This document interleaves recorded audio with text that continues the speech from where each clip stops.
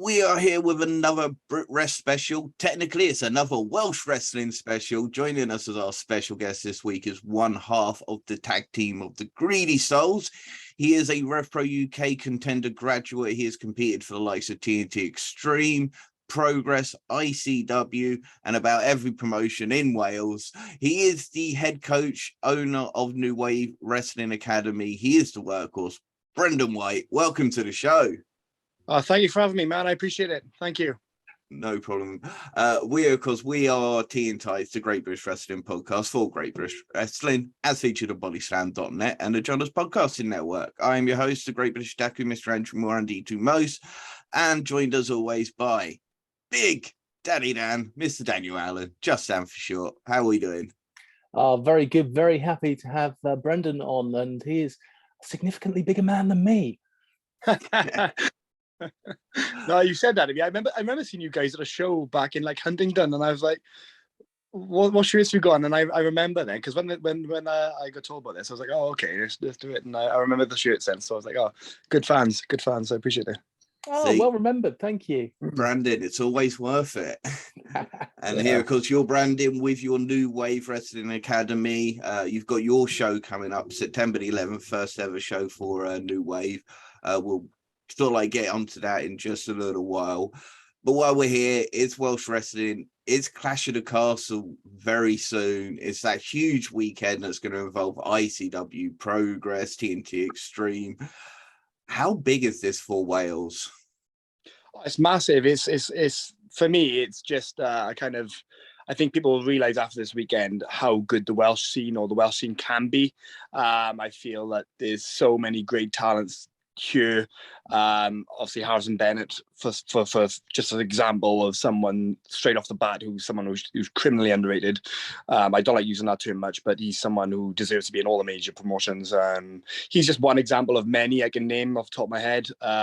Nico Angelo as well, Elijah, so many that I think is a showcase for all those guys as well. And I feel that obviously it's good for the economy, it's good for Wales. And we haven't had a show, like a major kind of WWE show for like 30 years. So as someone in the kind of good position in Wales in terms of kind of with the academy and stuff like that, I think it's going to kind of hopefully draw more eyes to professional wrestling, not just in Wales, but the UK, get it back to where it was. And obviously, I get to be in a position then where if they want to be wrestling, I can provide the facilities to do that as well. So it's kind of a double-edged sword for me in terms of, and as a fan as well, obviously I got tickets for the Clash as well, because I love wrestling. So I'm going to be there as well. So it's going to be quite the week for me, I think. You're going to be a busy boy. Yeah, because haven't you been announced for ICW on that weekend? Yes, I have. And there's more shows I will be on as well. So it's going to be quite an eventful time. So you're going to go straight from Clash all the way to where I can't remember where ICW are. They're at the Y Palace, aren't they? Yeah, so it's a student union. It's kind of the Cardiff Student Union. I went to Swansea University, but the Cardiff University is only the union is only like a 10-15 minute walk away from the stadium, so it's not too bad. There we go. Have you had your match announced for that one at ICW? Yes, so it's me and Danny Jones against Martin Steers and LJ Cleary. And again, Martin Steers is another one. He's come down to train with New Wave a couple of times. He's an Irish fella, immensely talented, and I think people were going to realise how good he is as well. And obviously LJ Cleary is fantastic as well. So that'll be a bang of a match, as they say. So it'll be good. Yeah, they're represented OTT over in Ireland. They've been working together quite some time. I know they recently teamed together against the CPF boys, somebody you recently faced. Yes. So I know we're going to be in for quite a tough match, to be honest, especially with the faster boys and the kind of athletic ones. They always seem to give me a bit of a hard time, to be honest. So it'll be a tough one. You're quite good at slowing them down, though. Yeah, I like to think so. Yeah, I'm quite a strong boy, so it'll be good. It'll be an interesting dynamic, and that's kind of what I love in wrestling, is the dynamics of the matches and styles make fights, I guess, and that's kind of one of those where me and Dan are the big boys and they are the agile guys. So we'll see how it goes. Yeah, because you faced the CPF lads. That was at Riot Cabaret at their first show, wasn't it? Yeah, it was. It didn't go the way I wanted because unfortunately Danny got a bit hurt. However, it's wrestling, accidents do happen, and hopefully we can run that back. And yeah, it's one of those things where Wildcard Rays next week, and I think we rest in CPF, Joe Lando, not Joe Lando, Danny Black, Callum Newman, and Maverick Mayhew with Murdoch as well. So that'll be a kind of a different matchup. So fingers crossed that'll go well. Yeah, and of course, I literally just saw you guys this weekend, part of the Deadly Viper Tour Progress. You had another incredible match against the Smoking Aces. You've had quite a set across the UK with Charlie Sterling and Nick Riley now. Yeah, they are like, I obviously they were kind of two best talents in the UK for a long time, and some of the two very best as well. And the fact that they get showcased quite a lot now across the country, and the fact that I get to spend time in the ring with them and kind of learn myself as well, but also kind of be able to kind of be in there with them and kind of have these kind of matches. It's great. And it was weird with Newcastle because I remember kind of the crowd. I think the heat wave affected everyone because we were hot in the ring. We were kind of tired in the ring. The crowd felt tired, but then when we came back for the curtain, everyone was like, "That match was amazing," and it was like great and like good job and all that. And I just think to myself, didn't feel like it. It just didn't feel like it. You know what I mean? It was a weird kind of situation where I give 110%. Doesn't matter what show, what crowd, or how many is there. I always give 110%, but it just didn't. It felt a bit off. And then we came back, everyone was like, it was great. And I was like, was it? I don't know.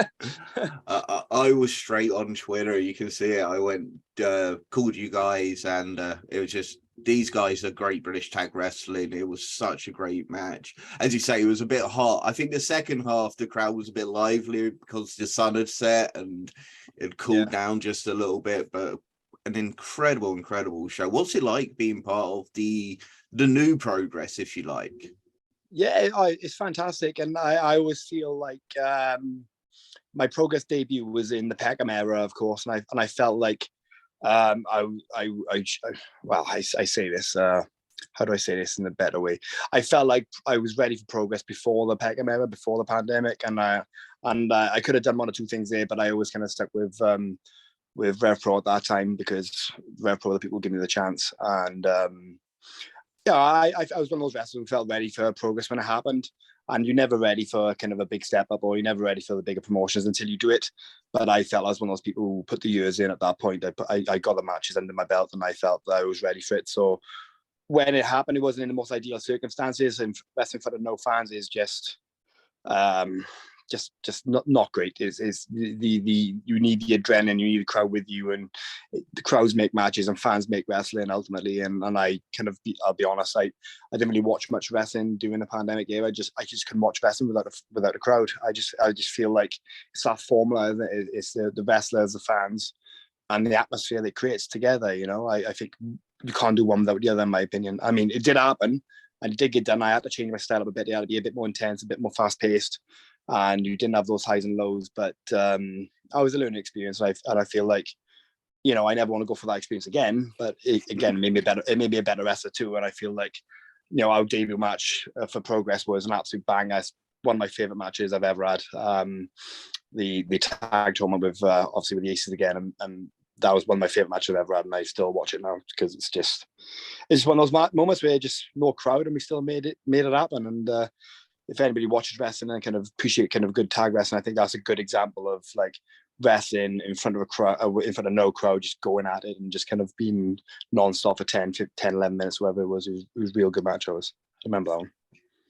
How great is British tag team right now? There are so many great teams about. You've just had the Great British Tag League, which by Rev Pro UK, some several great tag teams, a couple of international ones, but just you, as you say, Smoking Aces, yourselves, the Kings of the North, Sunshine Machine, Destination Everywhere, just so many great teams. 0121, Boisterous Behavior.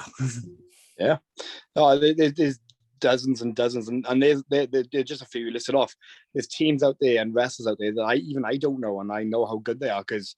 I go back to that Martin Steers example. I didn't really know much of him, but when he came to New Wave, he was incredible. And I was like, wow, I thought my knowledge of wrestling was good, but there's so many good wrestlers out there. There's so many good talents. Again, like Brady Phillips, for example, you know, the names I mentioned earlier. There's so many good teams out there which we just don't know of. I think the platform is kind of there for people, and I think the names you listed now, that's just going to be half of the teams out there. I think tag team wrestlers, despite British wrestling kind of being on the way back up again after obviously the pandemic and everything else that went on, I think the tag team scene is in a boom within wrestling at the moment. I think tag team wrestling at the moment, I think is probably the best out there at the moment. I feel like if you watch most of the Rev Pro shows, the ICW shows, the Progress shows, even Chaos, you know, and the local ones around me, the tag matches are the best ones at the moment. I just feel that there's so many great wrestlers kind of adapt into the tag team wrestling style, and I think it's more exciting. You can do more things, you can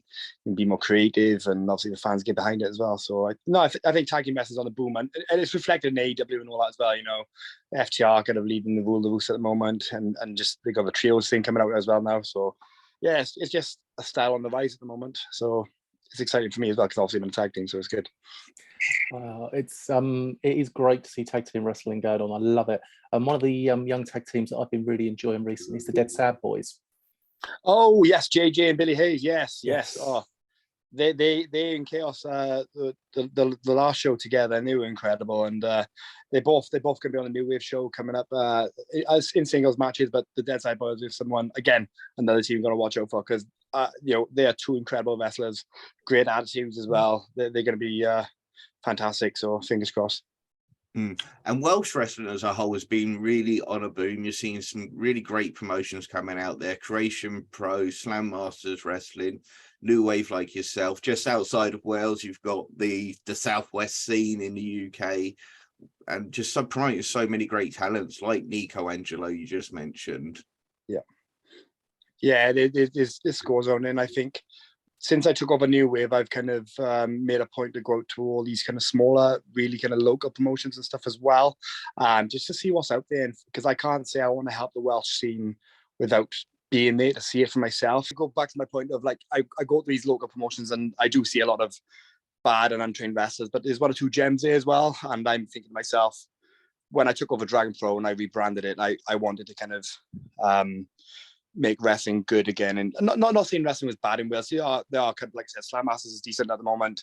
You got a couple of other decent promotions in Wales, but some training schools didn't have the best coaches, etc. Whereas I got myself, Wild Boar, Danny Jones, and there's a couple of people, and now I moved to this new facility. It's just a one-stop shop to like train good wrestlers. So these people in those promotions, if they want to get good at wrestling, they can come to us, and then we can give them the platform. We can put them in contact with other promotions. And obviously, the reason why I did my first show was because the people who trained there were good. And I was like, I can't say I want to change a Welsh scene without putting my money where my mouth is. And it's a lot of my own money tied up in this, but I'm doing it because I believe in the guys and the girls who train at New Wave. So that's where we are at the moment. Did you find that your time spent with Rev Pro UK in their Contenders division and how that worked kind of prepare you for this new role in coaching? And yeah, absolutely. And I feel like it's a weird one, really, when you say that, because not a lot of people know, but I've been wrestling for like 3.5 years before I took a Rev Pro role on.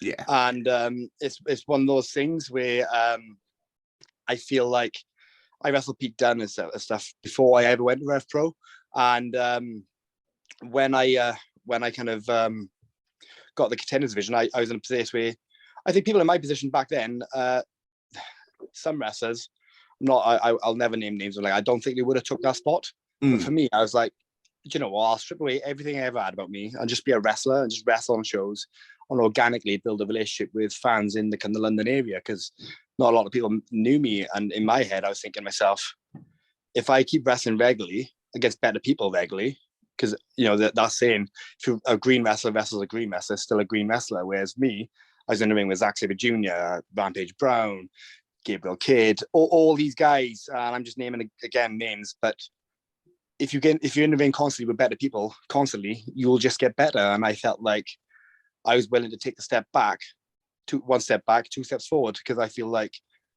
the stuff I did in Rev Pro made me a better wrestler everywhere else I wrestled too. And then even though I was presented as a contender in Rev Pro, which again I have no problem with, and I was presented as this in a certain way, it made me humble, and also made me kind of build everything around what I'm doing outside of RevPro and etc. And I came back to RevPro in Sheffield not so long ago, and I did it as a Greedy Souls, and I felt when I presented as myself, you saw a different wrestler there, because I'm no longer that kind of just learning the ropes type of wrestler. I'm kind of not Black Trunks wrestler. I am myself, and I feel like a lot of wrestlers just have to go through that. And I love RevPro, and I love Andy Colden for giving me the opportunity to kind of, what promoter would put me against Zack Sabre Jr.? You know what I mean? It's situations like that, which, and I've had experiences in RevPro, particularly when I did the Manchester show, where we just went out there and just wrestled, didn't talk, we just wrestled. And, it's just, I wrestle at York Hall, and how many Welsh wrestlers can say that now? You know what I mean? It's not many. So all those experiences and stuff like that, I just want to tell my guys that if an opportunity comes up, don't ever turn your nose up to any opportunity, whether you feel it's a step down or not. It's ultimately a case of, if the chance is there, make it work. And I feel like with the Contenders thing, I feel I did make it work. I got loads of matches in my belt against better people, and I got better as a result of it. So I have nothing but good things to think about the Contenders division, because I loved it. I absolutely loved it. Yeah, you've got similar footsteps to David Francesco's doing right now, because again, he had quite a lot of experience before RevPro UK wrestling out in Portugal, being one of the top stars in Portugal. And obviously he's come and working with the RevPro Contenders division now. Now you got to work alongside Doug Williams for a while as well. How awesome was that? Oh, the best. It was incredible. And the fact that I got to wrestle Doug Williams, when I thought because I used to watch Doug Williams when I was a kid, and I watched him in Ring of Honor, and all the kind of pure matches he had, and just being in the ring with him. I got to wrestle him in Southampton one time, and I just remember thinking, I thought I lost my chance to wrestle Doug Williams, and here I am in a singles match with him, and it's the best feeling. It was the best feeling to wrestle one of the people that you love growing up watching it, So it was a very, very, that was a moment. That's one of those days I remember. There's a lot of points in my career which I remember, and that's one of them, and that's a big positive for me, that was. Well, I'm going to come in now with one of the questions we always try and ask people when we get them sat down. We've just mentioned Doug, who is a bit of a legend. In America, they have Mount Rushmore. We're in England, so we have Mount Rushton. Who would you put as your 4 British wrestlers on a Mount Rushton? British, Welsh, it can be current, it can be previous. Who would you put on? It's interesting when you say that, because I feel like, so obviously you've got the Doug Williams, Jody Fleisch, those ilk of wrestlers, which they're obviously on that. So I want to put both of them on that as an example. The other cheat I want to do as well is the defending new wrestling guys. So Mark Andrews, Eddie Dennis, Pete Dunne, because I feel like before they introduced kind of attack and stuff like that, I feel like British wrestling was a certain way where it was kind of like, just from my experiences growing up, it was just kind of WWE cosplay kind of shows going on in the country and stuff like that. And it was just kind of traditional wrestling should be this way, with these guys. They flew themselves out to America. They started out the attack, and it just produced a different style of wrestling in this country, which we still see now. You know what I mean? And Eddie, Peter, Mark's gone on to do great things. They've kind of obviously kind of led the next generation out, and even to this day, they still help. You know what I mean? They still kind of give us advice. They still kind of watch matches with us, and they still kind of, Mark still does training here and there with me and stuff as well. He's people like that who just kind of, I feel like they've gone under the radar, and I feel like people don't realize the impact they had on the British wrestling scene. And again, I see it now, and I'm just a bit like, don't realize what these guys have done. So even though they got contracts and stuff now, it's like, don't forget what they've done, because they've done a great deal. And you got the thing is, I am cheating because I've named 5 instead of 3, but still, it's kind of, you got the people who kept it alive when the scene was nothing, and then you had the people who kind of took it to the next level now, to the point where we see now, we still have the traditional British wrestling, but also you have the kind of unique style of British wrestling. You got the kind of like, not it's not around anymore, but attack kind of influence the way Progress does things, influence the way kind of all these other promotions come up now, like Resurgence, etc. They kind of have their own spin, their own twist on a traditional British wrestling show. And I think, I'm probably missing some glaring omissions, but I feel those kind of wrestlers, to keep it alive when it was at his all-time low, and then to revive it in a different way, that's the right mix, right? And I think that's kind of where I would be on that, to be honest. That's it. We'll flip it for you. Natural progression series. If you were to pick 3 guys to be do a triple threat MPS qualifier in the Welsh show coming up, who would you put in there? Harrison Bennett, 100%. Nico Angelo, and I got to be honest as well. Because obviously I've always rated Brady Phillips. I feel like he's someone who should have been like used. But I saw Liam Slater for the first time as well in Newcastle, and he was great. So Nico, Liam, and Harrison. I think that's the 3 I put in there, 100%.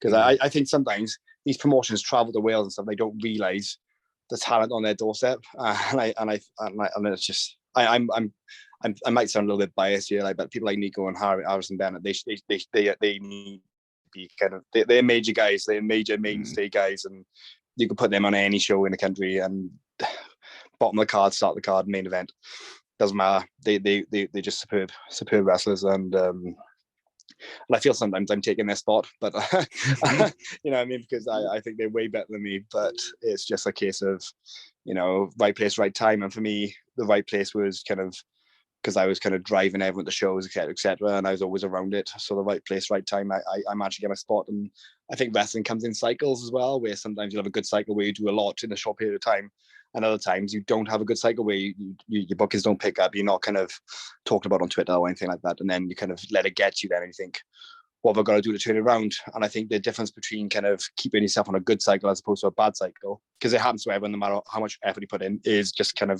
keep grafting, keep hard work, keep training in the gym, keep training, wrestling training, keep kind of traveling to shows, and et cetera, because I feel like the more effort you put in, the bigger the chance is you're going to be on this good cycle. Because even though you could do everything in the world, it might not happen for you. It just won't. But some people don't, like, they might not have to try at all, but something good will happen. It's just a cycle. And I feel like I'm riding a pretty good cycle at the moment. And I feel that these guys' good cycles are due because they are putting the effort in, they are putting the work in. And it's just a case of being able to kind of let people see them. And I think if those guys are not used on this Welsh weekend, I'll be a little bit upset personally. You know? Well, I know Nico Angelo is going to be challenging for the TNT Extreme Ultra X Championship after he's challenging Tom Farewell. I'm sure that's going to be an absolutely fantastic match. That's Reign of Fire. Because I saw him win the Project X. Actually, I was there live for that Project X show where Nico Angelo on one leg literally climbed up and grabbed the Project X. So brilliant night for him. And I'm sure Jay Joshua is also against Tate Mayfair's undefeated in TNT Extreme. So big matchups for those 2 guys on that weekend. Absolutely. And again, guys who work hard deserve the spots. And you know, I'm happy for those guys, and they train at New Wave too, so I'm happy. And I know talking about New Wave. Yeah. Let's go for the new show you've got coming up. Oh, yeah. So it's September 11th. And this went against everything I was going to do as well, because I just wanted a great place for wrestlers to train, because in the pandemic, Wales had nothing. And the thing they did have, they had No Mercy. They're another training school in Wales, and big ups to them as well. You know, good people. But it was just basically, they had a facility, and basically they didn't have any coaches really, in my opinion, but that's not a knock, and that's just fact. But they had a tremendous facility where people would just go down in the pandemic and do a couple of things in the ring, you know what I mean, and just stay in ring shape. And during that pandemic, I made the choice to kind of take redundancy for my job because I wasn't happy. And I thought, okay, I took redundancy. I'm just going to give wrestling a go because I'm in a job I didn't want to be in. And at the same time, then the opportunity came up to buy Dragon Pro. So I was like, if I'm really passionate enough about something, like, I got to do it, right? And in the end, I kind of bought Dragon Pro. I kind of made the decision then to rebrand it, have a fresh start. And obviously we stayed in Catays for a little bit, but then the opportunity came in to move to Flawless Combat in Newport, which is like an MMA gym, but it's just got an outstanding facility. There's gyms there, there's showers there. And for a wrestling school to have showers, you know, and we've got to ring up 24/7 as well. And, you know, there's opportunity then to train in MMA, to like jiu-jitsu, kickboxing and Thai boxing, to help people with their wrestling style. So, and also we had the coaches, which is the one thing that I don't think Wales had. People who got contracts, people who've been experienced in the British wrestling scene, people who kind of network. And I feel like that's the right mix of the right people in charge, the right coaches coaching, and the right facility to kind of provide for these guys. And ultimately, since I've been there, I managed to get 3 seminars. I've changed location, and the show. Then I was never going to run a show, never going to run a show in my life. But then, you know, when you no, how do I say? You know, you've been good to people over the years, and just always been a nice person and stuff. And even in my wrestling journey, I've always spoke to people with respect. You know, I'm adding time at times. It just happens. It's life. But all these things start coming back around a little bit. And a guy I was friends with in school approached me about doing training in this facility, and I was a bit like, well, I got a new facility now. But he was talking about what we're doing shows in. And I went to this place, and it was just an incredible venue for a show. And I was like, I was like, these guys are training here, they're busting us, and there's a real platform for these guys. And the platforms that they do have, they kind of wrestle in similar level ability people. And it's kind of like, people don't get better by doing that. They get better by wrestling better people. Because obviously, regular training, I've been training since 2013, even when I was a kid as well. And I still train to this day because I know it's you can't do your job without being prepared to do your job. So I thought, we got a great training facility. We've got some good wrestlers in the school, and there's people out there like myself, Danny Jones, Nico, Harrison, Elijah. The list goes on. We are on these shows, other shows quite regularly. We wrestling better people constantly, and we are in a position to help these newer guys. So I made the decision to go against everything I said, and I thought these guys deserve a platform. And the New Wave show to come up on September 11th is my way of kind of giving back to the scene and saying, look, we can help create stars here, because we will put these newer guys, the people who deserve these platforms, against the more experienced guys to get them better, and then help them have footage to their network outside of the scene, and also got these other promotions in Wales to make their promotions better. I wanted to essentially be a feeder system for the Welsh scene, and obviously then a feeder system for the whole UK scene, because there's so many brilliant Welsh wrestlers out there, and I feel like I'm putting my money now where my mouth is, because if I because I'm expecting to not kind of make money on this show, because that's not about for me. It's about the passion for me. It's about helping Welsh professional wrestling be the best professional wrestling in the UK, and I believe that we have that here. And I'm sounding incredibly biased, but there's so many good people that nobody knows about. And I know, like I said, I'm willing to take the hit. I'm willing to invest my own time, my own money into this to make sure that these guys have a platform. And I got so many wicked matches. Like one of the guys I've got on the show, he doesn't know who he's wrestling yet, but he's wrestling. He's gonna be wrestling Wild Bull, and he doesn't know yet. So it's gonna be a situation where he's gonna find out when I announce the graphic, and that's gonna be an experience which he would never had otherwise. If I didn't have New Wave, if that experience would not happen for him. So I feel like he'll come out of that match realizing the levels to wrestling, and have a great appreciation for that, and then he can apply the lessons learned in that match to other places he goes, and then I'll make him a better wrestler. That's one example. There's so many different examples like that, and I'm it's a complete passion project for me, because I spent 10 years in a job that I didn't like doing. So now I'm spending my time and my efforts and my energies and the things I like doing. And if I'm not into it, then I'll just leave. I have the power to walk away now. However, I just love wrestling so much, and I love the idea of giving platforms to people and good train the people who deserve it. And it's going great so far. I think I'm mutually kind of liked by the people who come to the school. There's mutual respect there. Like, I give them a facility they can go to whenever they want, and obviously they have classes 4 times a week now.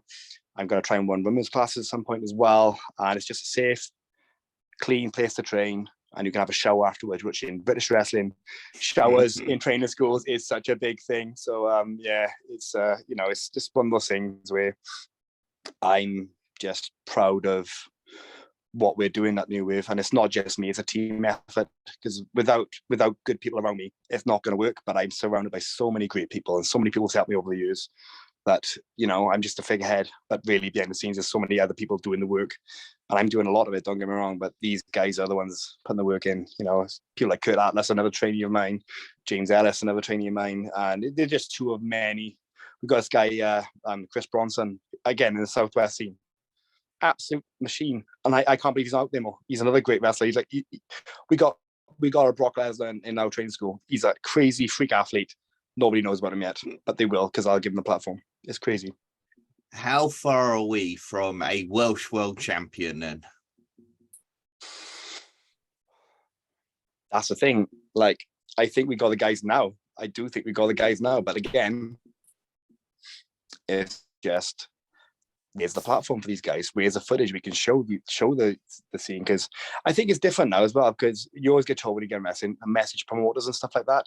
But a guy, a Welsh wrestling promoter, told me once, and it's always stuck with me: out of sight, out of mind. And I always think that. So whether that's social media, going to shows, a lot of people don't understand kind of that to get somewhere, it's not about social media anymore, because it's about being at these shows, helping out, putting the ring up, putting the ring down, and just being humble and respectful and just saying hi to everyone and kind of just being a good person, because I think if you do that, then the likelihood is you will be in people's minds, you'll be in sight, and obviously you'll be on the show then. And I spent the first 5 years of my career doing that, and I'm in a position now where I'm kind of reaping the fruits of my own labor, because everything I did in the past has kind of come back around now, and they remember me, that guy helped out the ring crew, that guy was nice to me, this guy was good, that guy's in charge of wrestling school now, go to that wrestling school, he's a good dude, it all comes back around, it's a cycle again, and I'm still new to this, the self-employed thing is new to me. However,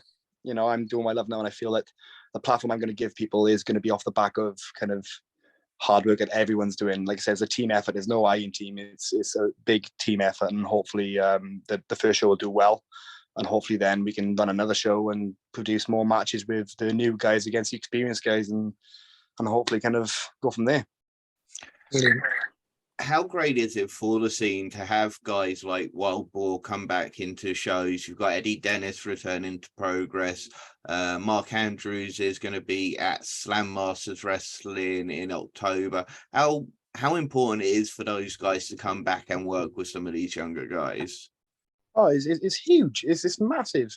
Like, I feel that, that they bridge the gap, and I feel like Wild Boar, Mandrews, Eddie, they're still young men. They're not old by any stretch. I don't know why people think they're old, because they're not.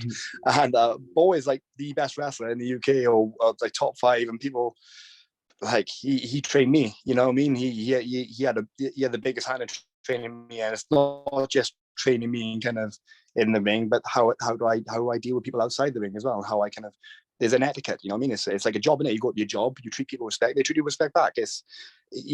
Wild Boy, the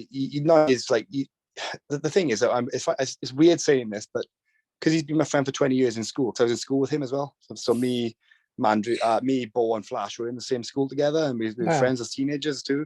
So like we've been friends for like 20 years, and I feel weird saying this, but he is a mentor. Like he's someone who kind of trained a lot of people, and like he's never asked for credit either, because he's not one of those people who kind of seeks validation like that. He's someone who just gets on with his job, does it well, trains people the best, and he's also one of the best wrestlers in the UK as well. But again, him coming back in the scene and helping these guys, how many people would do that? It's not many, and he doesn't see it like he's doing a great favor. He just loves wrestling, and he just wants to help people, and he never seeks praise, he never seeks validation, and a lot of people in his shoes would do that. But he's just such a humble guy, just gets on with it, trains all the time, and he's just a fantastic professional wrestler. If you don't believe me, watch him versus Will Ospreay at Attack. It's one of the best matches I've ever seen live. He's just incredible. He's just incredible. Massive. Of course, Will Ospreay today, just unfortunate not to win the G1 climax. Almost there. Yeah, and what an incredible wrestler Will is too, and he's another fantastic guy behind the scenes too. I love Will too, so it's one of those things. Yeah, because you get to probably work with him quite regularly over at Rev Pro UK. What's it like when he's around and in the ring for Rev Pro? Oh, it's the best, and he always goes over his way to speak to people as well. He's I mean, I know he has a certain perception of him on social media, but he's nothing like that in real life. But again, social media is not real life at times, and I think people, it's not that people need to know this, but I think people need to kind of have a better understanding of kind of social media is not real life at times. And I always try to stay away from negative stuff and everything.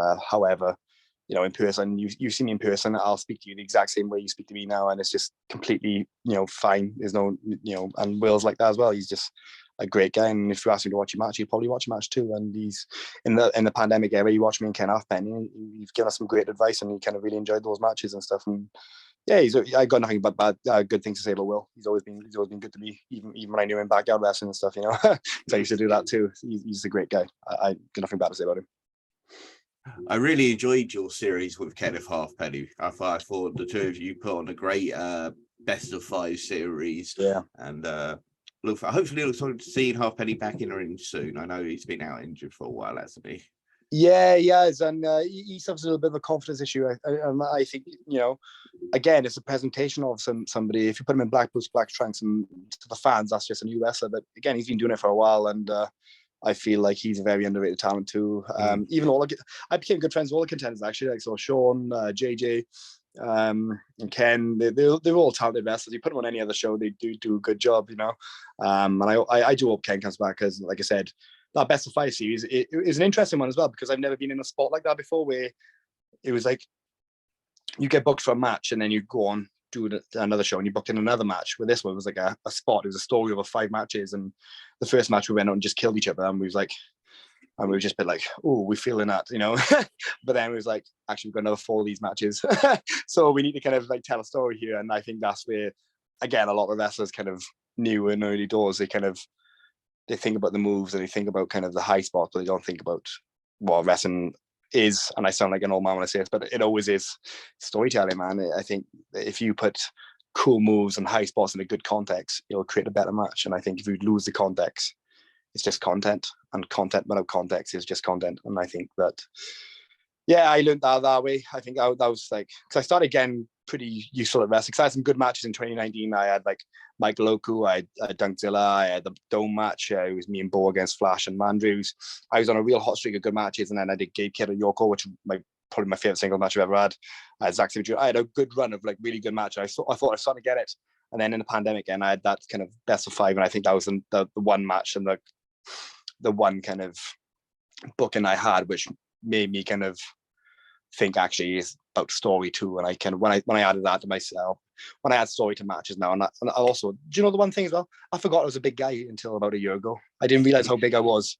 And do you know how ridiculous that sounds? I was always trying to do fast stuff, and I was always trying to do this. And I was like, actually, no, I'm bigger than the majority of people I step in the ring with. So why am I kind of trying to do their style where I can do my own style? You know what I mean? And then styles make matches. And I started wrestling more like my size, and I started carrying myself in a certain way, and it's getting better matches out of me. And I never realized my size until probably like a year ago.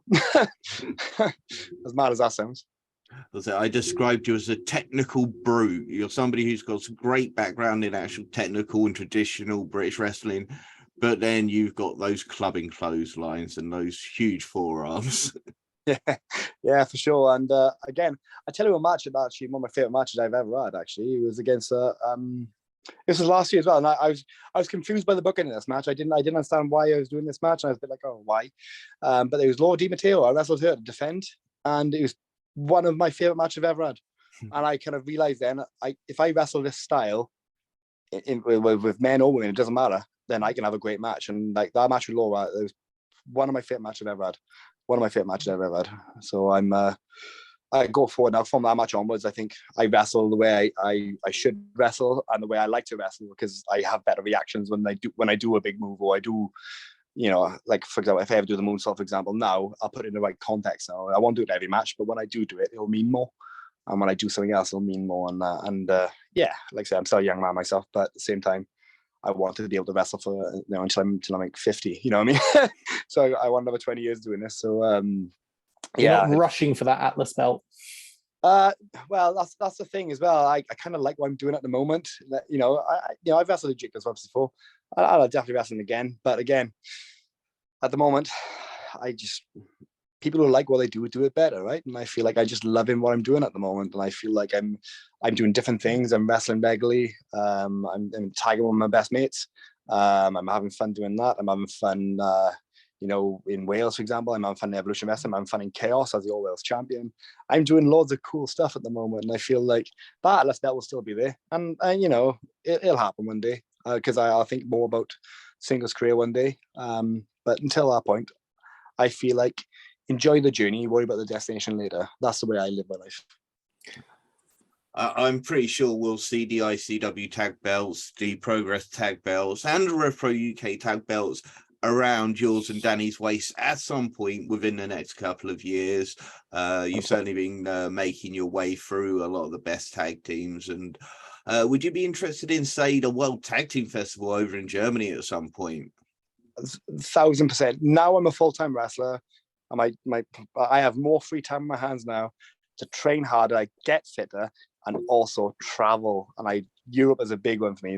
Europe is a huge one for me, and which I especially want to do. So hopefully Europe will happen the next year or two as well, because I'm dying to do that. I'm dying to get on a plane. I'm dying to travel and get paid to wrestle in a country. You know what I mean? That to me is that concept will blow my mind. But I really, really, really want to do it. So any European promotions out there who listen to this, hello, I'm a heavyweight. Book me, please. I want to do that. I'd love to do that. I'd love to see you guys versus the Arrows of Hungary, because you would match up so well. Yeah, I've seen them in Ref Pro a couple of times. They're big, tasty boys, aren't they? Yeah, I like that. Yeah, they're good dudes. Yeah, real good dudes. So fingers crossed. Now you just brought a new t-shirt out. So where can people get the merch? So I just restocked because I did sell out a majority of it. So I'm picking up the new shirts tomorrow. So I'll open my online store again tomorrow. It's broncobrandonwhite.bigcartel.com. It's the Stranger Things, not a parody, I promise. Yeah, it's that. I've got that shirt in stock. I'm going to be at shows. I'm at Riot Cabaret next week. I'm at TNT. And then I'm at Evolution Wrestling, and I'm at a show on Sunday as well. So you can all pick up a shirt there. Obviously, if you want to be a wrestler, join New Wave Wrestling Academy. Go on www.newwavewrestlingacademy.com. Sign up, see the details for yourself, and also buy tickets to New Wave Wrestling's debut show, please. It's at 11th of September, St. Andrew's Church, Cardiff. It's 4:30 doors open, 5 o'clock kickoff. I've only announced one match so far, which is Billy Hayes' House and Bennett, which will be a banger. And then we'll have more matches come out. And if you want to be a wrestler, you want to watch good wrestling, please just turn up the shows. Go to your progresses, go to your Rev Pros, go to your ICWs, but go to your local shows too. Go to your Evolution Wrestlers, go to your Chaos Wrestlers, go to Slam Masters, go to any show near you. Support British wrestling, because it is the best thing in the world. And I'm saying that because I'm doing it full time now, and I actually live and breathe it at the moment. And if you love what you do every day, then your life's good. I really don't think there's anything left for me to say after he's just cleared that entire my usual ending. Yes, support British wrestling. Go out of your way to support British wrestling.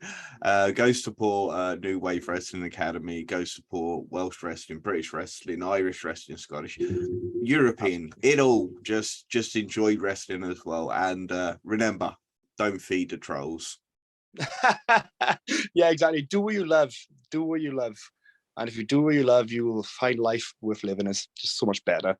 I don't have bad days anymore. I just have good days and less good days, and that's it. I'm always smiling. I'm always happy, and it's just, I just love what I'm doing at the moment, and that's kind of. And I hope you guys are as well, because you get to do podcasts about wrestling. That's cool, right? That's so cool. It's the best thing in the world. We've chatted to so many great performers out there, including yourself today. We've just had so many chances to talk to so many great wrestlers, and to be invited to shows on a regular basis as well. It's been an incredible run for us, and we'll just keep supporting British wrestling. Absolutely. And it's all about positive energy. You put positive energy into everything. You know what I mean? And you've got the coolest beard I've ever seen, by the way, as well. I had a trim early on today, and it's not as good as yours, so I'm hoping to kind of get your levels of beard. And next time I see you at the show as well, right? Bring a Teen Tights podcast shirt for me as well, because I've seen you had one. So bring one for me. I'm an XL, okay?